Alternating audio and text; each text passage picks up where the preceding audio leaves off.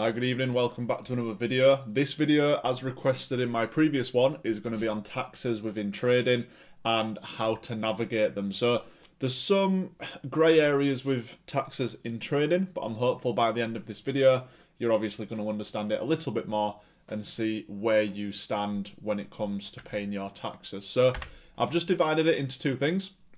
We've got personal trading and then prop firm trading. What I mean by that, personal trading would be your live account that you have directly with the broker, and prop firm trading would be obviously companies like FTMO, things like that, where you are technically trading their money. So when it comes to your personal trading, there's a few different categories that people fall into. The first would be gambling or speculative trading. This is where it's someone who doesn't take it too seriously, like you were betting on the football or something like that on the weekend. It's speculative. You just think, you know what, I'm going to buy pound against the US dollar in the hopes it goes up. If it does, I make money. If it doesn't, I lose money. That is the first one. If you are a speculative trader or a gambler, that some people like to call it, then this would be deemed as tax-free, because it's like if you were to put a bet on the weekend and it won, you would not obviously pay tax on that. Usually as well, if you are holding a trade for less than a week, people do say that you are not subject to tax, but it is a little bit of a grey area. So if you are reading that online, I wouldn't take too much into that. The main reason being, if I skip a few points, is that if you come under a private investor and you hold trades for over 12 months of the year, you would be subject to capital gains tax. I don't know why I've put CPG, but yeah, capital gains tax, which means any money that you benefited from and made within that 12 months on the thing you already own, you would be subject to tax on that. So let's just say, for example, you own a house, or you own physical gold of the value of, let's say, £100,000. If the housing market or the gold went up, let's say 20% in that year, you could sometimes be then liable for 20% of that, which would obviously be 20,000 profit and then 20% tax, which would obviously be about £4,000. Again, that's another area where you can offset money and things like that to cover that, but mainly for the people who are watching this video, you are probably going to come under the kind of category of either self-employed or gambling. If you haven't made the full leap yet to becoming a full-time trader and making obviously good money from trading, then you'll probably be under gambling. However, the main thing, guys, is the self-employed.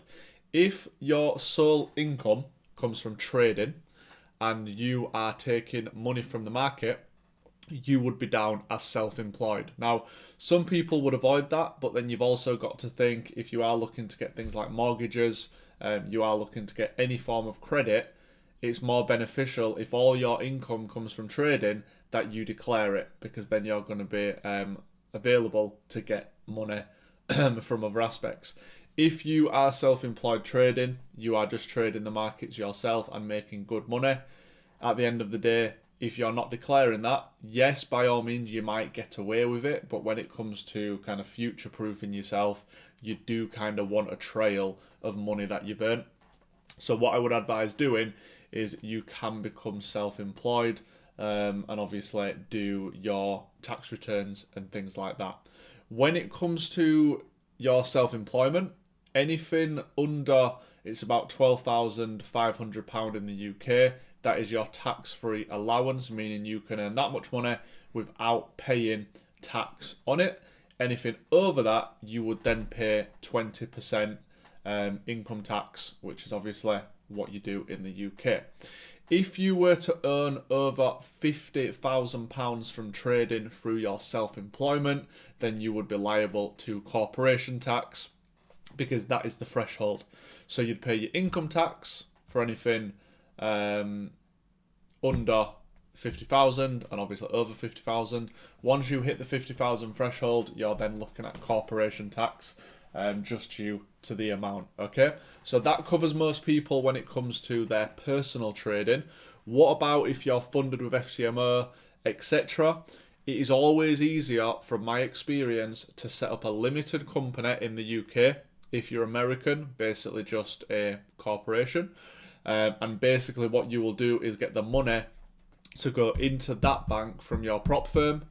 And then obviously, same rule applies, 12,500 is tax-free. Anything over that is obviously taxable. So when it comes to your prop firm trading, I would always advise setting up a company, just because it makes everything a little bit more streamlined due to the fact that you are technically invoicing them for your services. If you are someone who is just trading your live account, I wouldn't worry too much unless you are seeing substantial money coming into the bank. The main reason being on top of this is because you don't, in a year's time, something flag up on the system and go, hang on a minute, you took 70 grand out of your trading account, and obviously you've not paid any tax on it, etc., and you could get a bill. That's not me saying you will, because again, sometimes money can come and go out of your bank account and no one will be none the wiser. So it's completely up to you on the risk you take. But what I would always say is the best thing to do if you're prop firm trading would be to set up a limited company. Anything under 12,500 over the year is tax free. Anything over, obviously, you need to look at. And then following that, you've got your personal trading where most people watching this video are going to be okay.